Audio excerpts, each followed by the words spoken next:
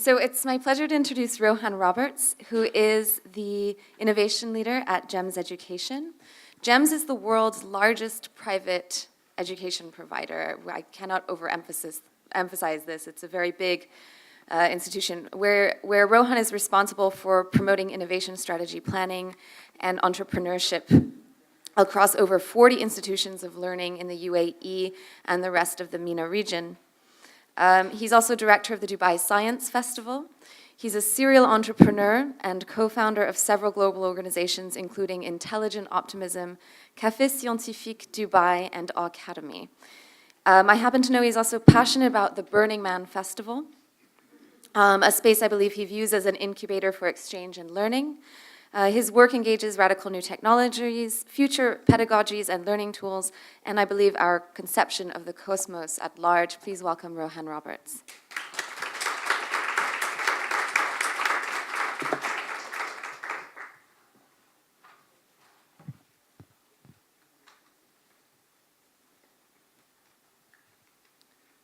We live in a world of exponential technologies, disruptive innovations, and accelerating change.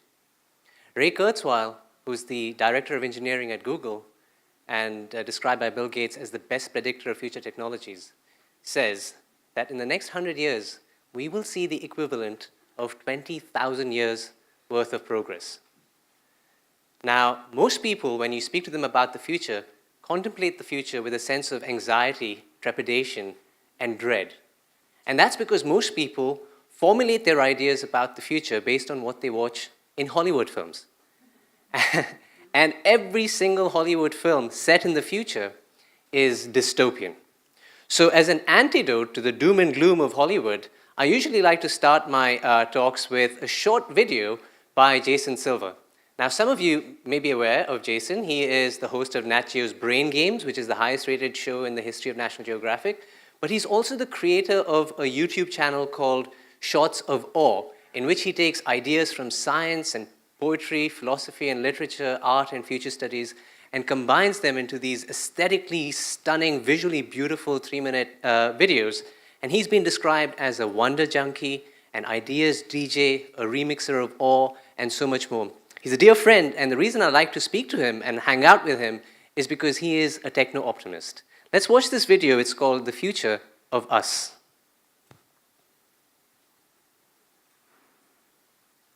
So let's talk about the future of us. What does that even mean? The future of us. It's a look at what comes next. It's a look at what might be. Because today, exponentially emerging technologies are transforming what's possible. They're helping us overcome, transcend even biological limitations. The very rules of what it is to be human are up for grabs. We're rewriting the software of life with biotechnology. We're turning matter into a programmable medium with nanotechnology. We're creating sentient minds with artificial intelligence that are not bound by the limitations of biology.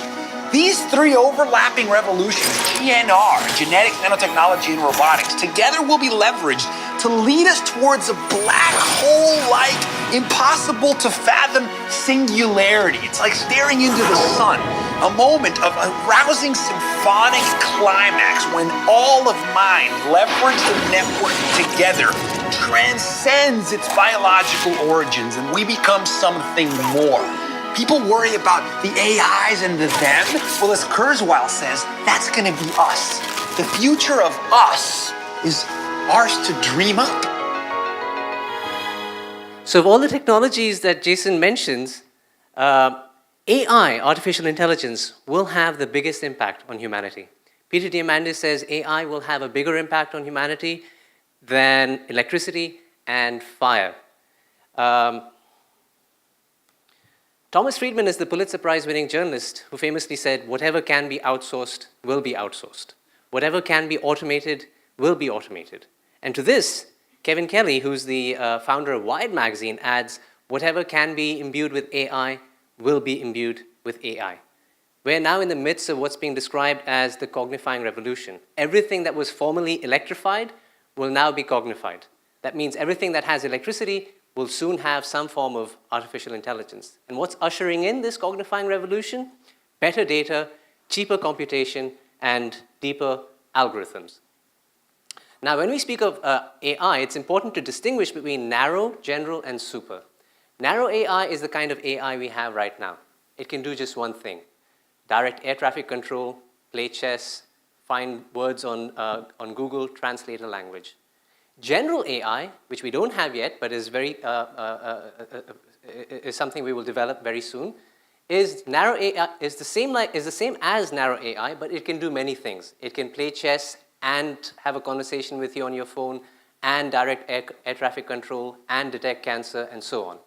Finally, super AI is, again, it's not on the scene, and it's perhaps a few decades away, but it's AI that is trillions of times more intelligent than humans. Now, when we speak about AI, you hear the techies and the futurists talk about it from a very different perspective. As an educator, and someone with an educational background, I'd like to connect that with the theory of multiple intelligences, which is something that most educators are very aware of, but is not common knowledge in the public space. So before we come to multiple intelligences, it's important for us to have a working understanding of what we mean by intelligence.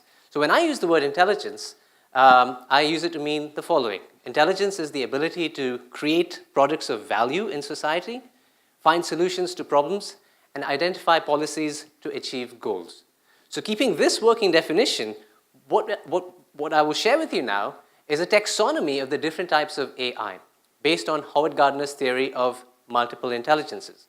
Howard Gardner is a cognitive scientist at Harvard who famously came up with the theory of multiple intelligences, which says that there are many ways of being intelligent.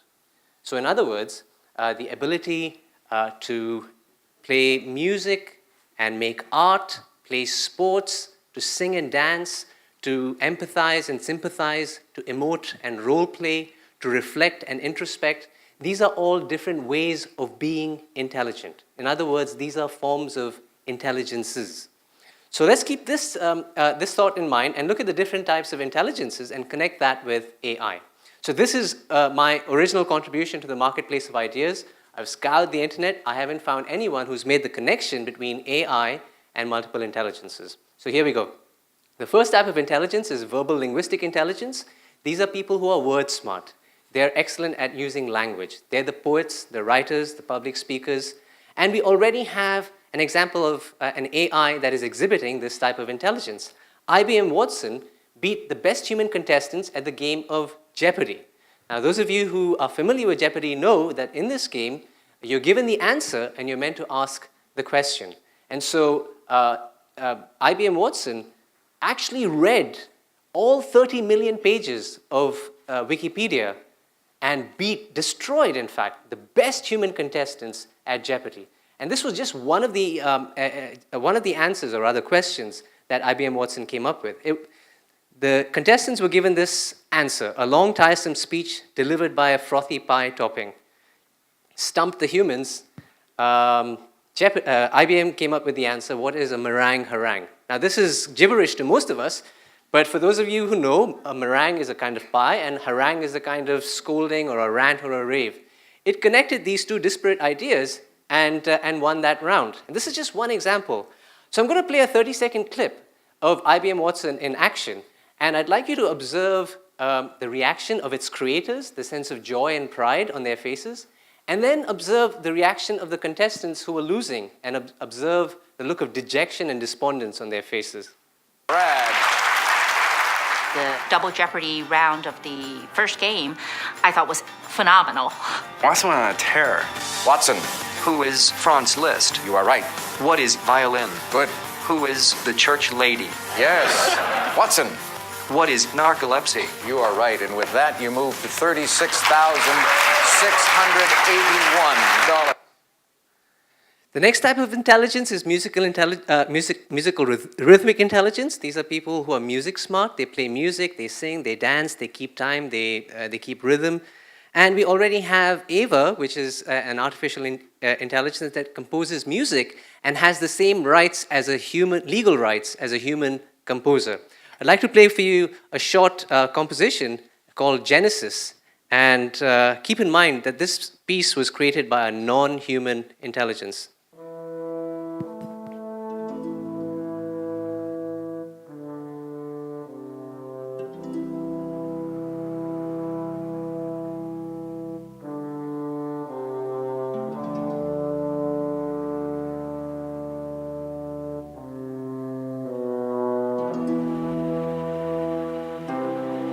So it composes music in the classical and symphonic genre, and this is 3 years old. This technology is growing exponentially, and so just imagine the kind of music that these AI systems will be creating in the near future. I'm going to move on in the interest of time. The next is kinesthetic intelligence. These are people who are good at expressing themselves through body movement. They're the gymnasts, the dancers, the actors, and so on. And here's an example of kinesthetic intelligence in action. Think of the trillions of calculations happening in the artificial mind of this robot called Atlas.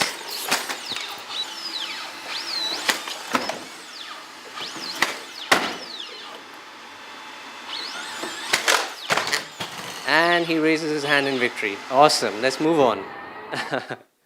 Then we have visuospatial intelligence, picture smart. These are people who are good at representing the external world, processing it through their brain and representing it through art and sculpture. We have Google's DeepMind creating works of art, phantasmagorical pagodas, psychedelic animals, and surrealistic art, reminiscent of some of the surrealists in previous ages. And you have Prisma, which is a Russian app. You input any image and it converts it to any artistic style of your choice: Impressionist, Expressionist, Chagall, Van Gogh, and so on. Sotheby's recently had an auction in which they featured an art piece created by an AI. It was called Memories of Passers-by 1. And essentially, it was a stream of images, portraits of people who've never existed.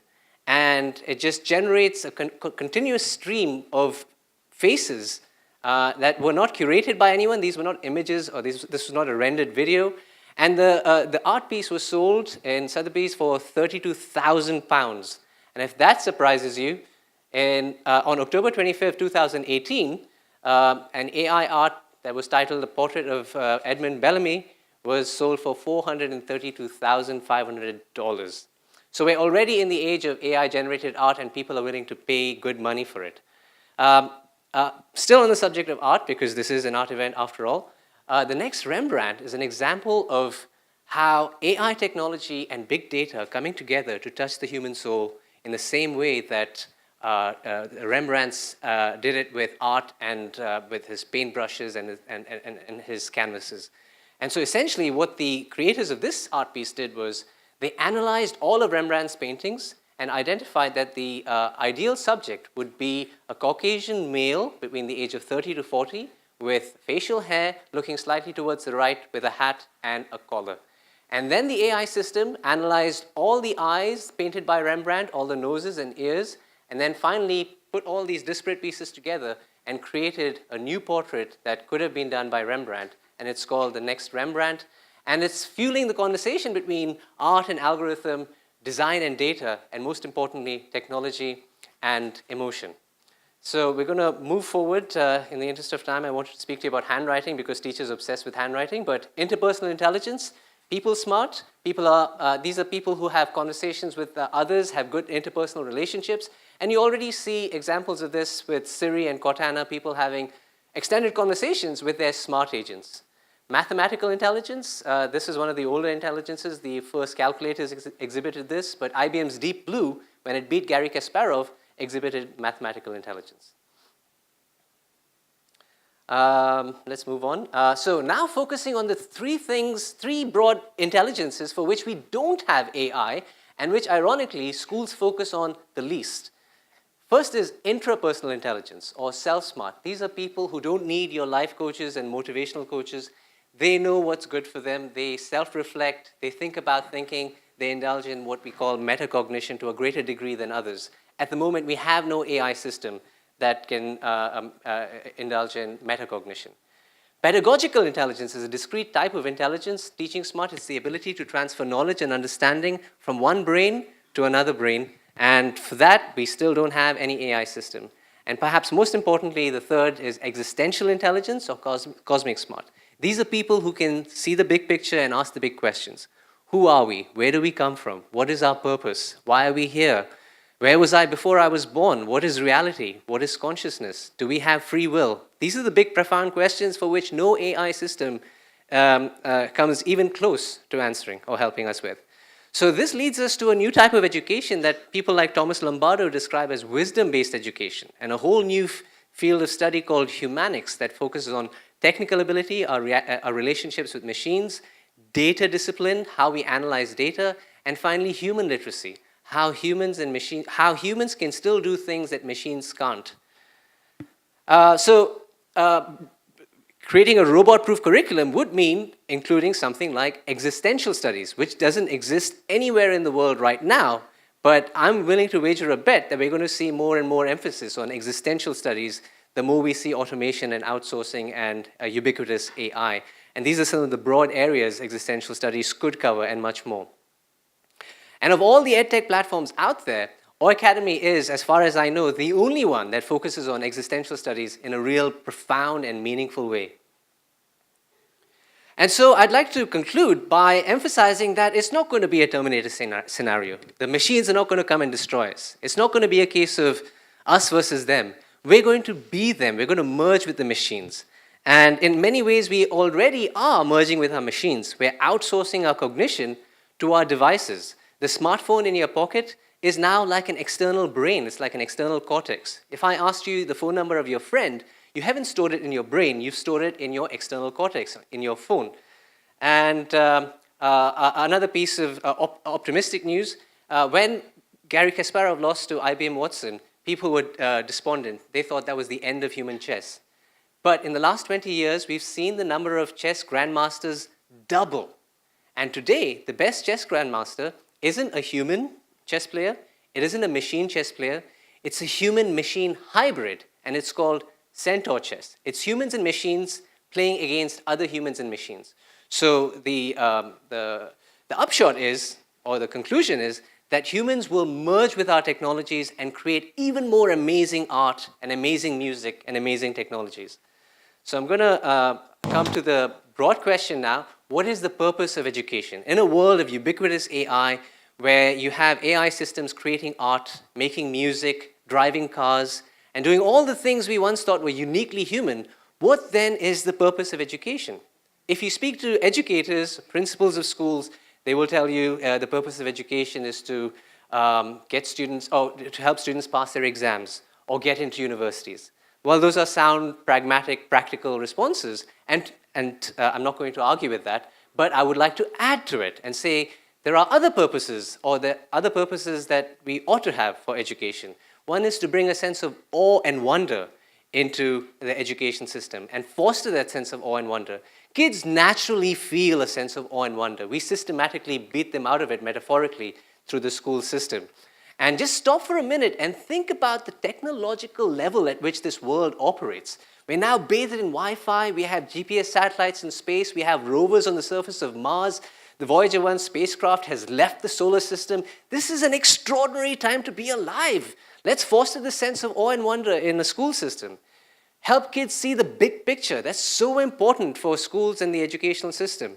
Zoom out and realize that there are more stars in the universe than there are grains of sand in all the deserts and beaches of our planets. More stars in the universe than there are grains of sand in all the deserts and beaches of our planet. Our sun, in this metaphor, is just one grain of sand. Think of what's out there, and then pull back and realize how foolish our politicians are when they fight over land and petty, silly things. You know, when you see the big picture, all this seems meaningless. Help kids solve global grand challenges. Kids, most of them, many of them are bored in schools. That's because they know the information they learn in school is not going to be of any use beyond the exam. So from the moment they come into school, what would be awesome is if they were working on solving problems in their community. And finally, the purpose of education should help us transcend as a species. Humanity 2.0 cannot just be a biophysical upgrade. It has to be a moral, ethical upgrade as well. And all that learning should be happening in the school space from a young age. And so I'd like to end, and thank you for your time. I explore more of this in my book. It's available on Amazon and on Kindle. Thank you very much.